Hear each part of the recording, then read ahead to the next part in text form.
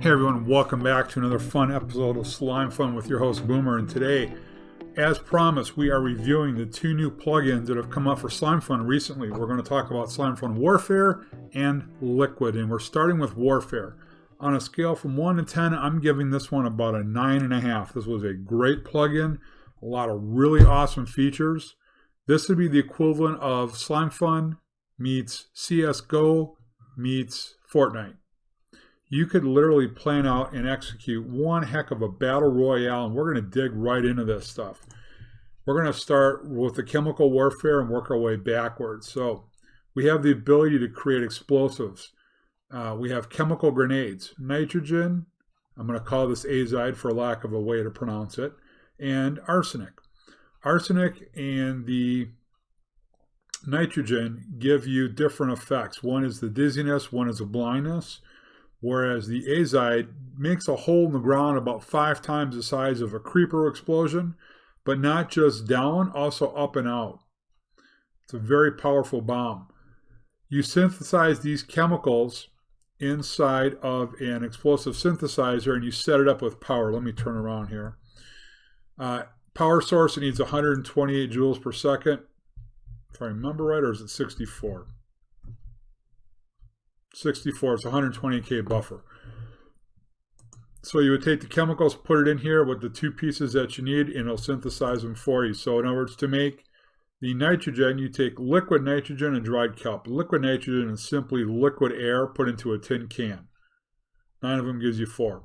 And this allows you to make those. So let's go ahead and, just to show you what these look like, let's go ahead and pull in the nitrogen and the arsenic. So if I hit this down, there's a little bit of a bounce back. And if I weren't in creative mode, you would see some of the damage that it would do. So we'll do it again. So we took about 5.5 hearts of damage. And if we were still in this, we get the blindness effect. So it's a pretty good weapon. It's a nice grenade. It's better than a stun grenade, I think. We launched the other one, the arsenic. We get a little bit of a pushback. But now you get the poisonous dizzy effect. Now, the other one, the azide, like I said, it makes a hole about 5 times the size of a creeper explosion in the ground. I don't want to damage anything around here, so we're not going to do it. But just trust me, it's huge. The other part of this has to do with the rifles that are in here. We've got 8 different guns within the game. So let's go back to our guide. We have guns ranging from a small pistol up to a sniper rifle that you have to be at least 50 blocks away in order for it to work. It has a long cooldown of 8 seconds, but an insane amount of damage at 11 hearts.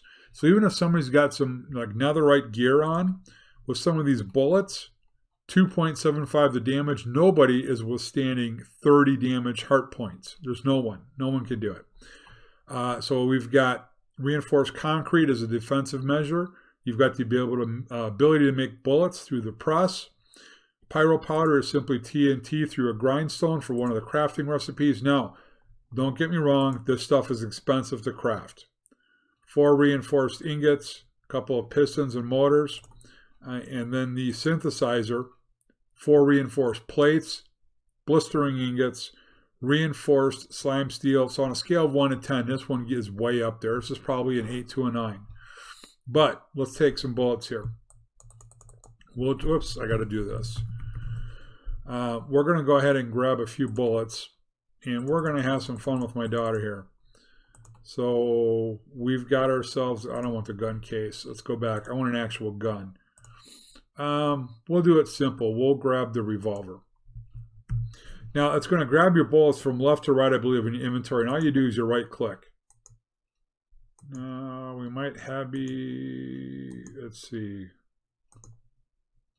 I'm trying to see how it's missing her. If I'm misaiming or if the bullet needs like... Wow, so it was 10 shots and I didn't hit her once. Am I out of the range of this? Range 10 blocks. Yeah, I think I need to be a little bit closer. Let's try that again, just to show you. Bullets are over here. So right click, there we go, I was too far away. Each one is giving about 2.5 to 3 hearts of damage. It took 4 bullets to kill her. So you can do anywhere from the short, like a sun-nosed revolver, all the way up to the machine guns, the sniper rifles. You've got all sorts of different options, just like you do in CSGO. In addition, you start launching a couple of those grenades, and think about this. I haven't tested it yet, but I'm wondering if the grenade can be launched with some type of slime launcher. In other words, you throw it at it, the slime ball kicks it away or dispenses out of a dispenser somehow. The slime launcher kicks it away, and it lands 150 blocks right in the middle of your base. Does some insane amount of damage. That's something I'd love to see somebody test out and see if that could work. Now, again, I'm playing in a single-player world, so I'm not going to use all of that, but you know what would be great for that would be the Wither, and the End Dragon. Would be great things to take those types of the grenades into and see if that can make a major effect on killing them a lot faster. So that's something when we get to that point and go to the end here, we'll maybe take a few of those with us and fight the Ender Dragon. But I love it. I think this is a really good plugin. I'm definitely going to keep these three in here simply because it's a pretty cool thing. It is an expensive plugin. Don't get me wrong. It costs some resources to craft the items, but I think well worth it. So let's move on to Liquid. Liquid, based on what I saw on the wiki, sounded similar to other plugins that use Liquid and the ability to transport those items as well as store it. The wiki was from what I read of it, very non-accurate. It wasn't even close. There's two things in here. And first, all I saw was that Liquid thing, and I saw how expensive it is to craft a lot of these things. And I'm wondering, well, okay, great. What's the point of all this? I'm turning emerald ore into emeralds. I'm turning cobalt ingots into liquid ingot, into liquid carbon, into 14 and 16, and all of the different types. Here, slag. What the hell is slag? You can't even craft it. You can't make it. You can't find it. You can't mine it. To get liquid slag, right, or to get slag, you have to take molten slag in a solidifier to get slag. How do you get molten slag? By getting slag in a melter. It's a vicious circle that you can't get out of. It is impossible to get. I have not found anything else that lets me get it. So I'm looking at this, and all these are converting ores into a liquid. So from a storage standpoint, this is a nightmare. There's no benefit to doing this. And I was about to remove the plugin, and then I came over here and realized that there's more to it. So then I started looking at the mixer recipes. And I'm like, molten bronze. Tin and copper ingots give me 2 bronze, molten bronze, which I can turn into ingots. So I'm like, all right, it's a little bit cheaper. Not bad. Looking at brass, same thing, right? Copper and zinc give me 2 of them that I can turn into ingots. So I'm getting about a 60% savings on the resources. So, okay, pretty decent. Then I saw this one, the reinforced alloy ingot, right? Copper ingot, an aluminum ingot, a 12 karat gold ingot, a steel ingot, a lead ingot, and a hardened metal ingot give me 3 reinforced ingots. Pretty good savings. Redstone alloy ingot. This is the one that really got me, right? To get 2 redstone alloy ingots is dust, one redstone dust, 1 redstone block, ferrosilicon ingot, and 1 hardened metal. Salt and a magnesium ingot. That's it. And you can get salt for a couple of different ways in the game that you can fully automate, and magnesium ingots are already fully automated. All I need is to automate bucket production, which is a cakewalk. So on a scale of 1 to 10, before I saw the second tab, I gave it a 1. I didn't see any purpose to it, and I almost uninstalled it. But looking at the mixer recipes, this will save some resources. Initially, I was going to set it up just for this one and this one. But the more I think about this, now we're still going to keep the traditional methods going. But I think I'm also over time going to start setting some of these up as well, and then just transfer the ingots into the system. So there is some use to this. This is going to save us some resources and time. So on an overall scale, because of what the wiki described it, I'm giving it a 4. The actual usefulness of this on saving resources is actually pretty cool. I'd probably give it a 6 to a 7. but because it was not accurately represented in the wiki and the description, I'm sticking with a 4.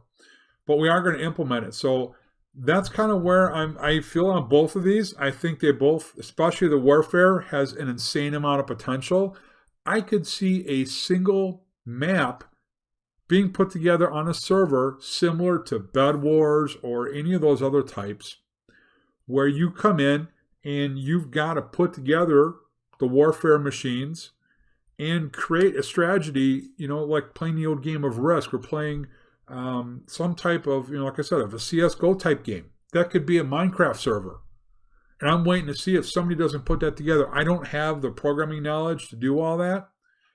But 117, think about this. You take Slimefun and you take the Warfare and then you add in shulk sensors. How that could be implemented in there. This is a brand new game idea. I'm going to reach out to a couple of people that I know and see if this isn't something that couldn't be put together to put on servers. I think there's a great possibility here. And hopefully, maybe there's a few Slimefun server owners out there. You know what? I'd love to collaborate with you and put something together that your players could enjoy. I think there's something great there. Liquid, it's a nice add-on, but the Warfare, hands down, is the one to play with here. So we're wrapping up, guys. I'll get this out to you here shortly. I just wanted to give you my thoughts on these two plugins and their usefulness and what they can do.